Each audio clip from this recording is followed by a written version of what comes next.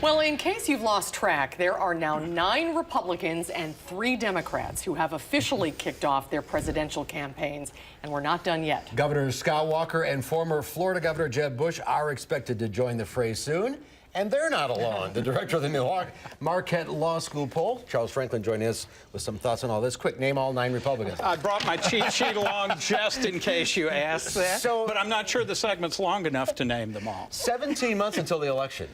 Does it make any sense to announce this early? Well, I think we're seeing people do it. Up to 9 now. Rick Perry's supposed to announce this week, which will bring it to 10.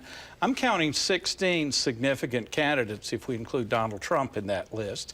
It doesn't at the moment look like there'll be many more, if any more beyond that, but still it is a huge Republican field as opposed to this kind of minuscule 3-person field at the moment on the Democratic side. Well, we're waiting to see what Governor Scott Walker will do. He said he'll make a decision after the budget is signed at the end of June, which is pretty now. It's coming up very quickly.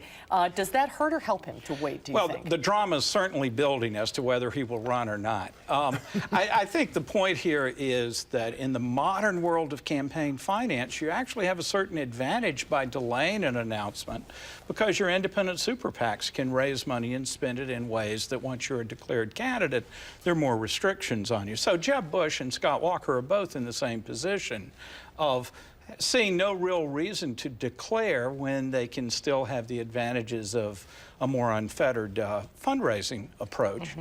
Whereas a lot of the ones who have decided are the ones that are way down in the polls and really need to do something to boost their chances. And even if he hadn't declared he was campaigning today in Florida. It's very hard to see how Governor Walker, or for that matter Jeb Bush, could spend any more time campaigning if they were declared candidates rather than their current status. You've taken a look at Iowa recently, and that's already looking very interesting. It certainly is. I mean, Governor Walker does very well in Iowa. It's his top state.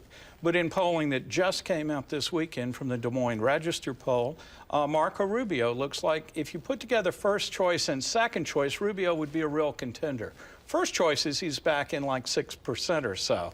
But I think the other thing we're seeing is in Iowa especially, aside from Walker, who's at about 17% first choices only, everybody else is down in the very low double digits or more likely in the single digits.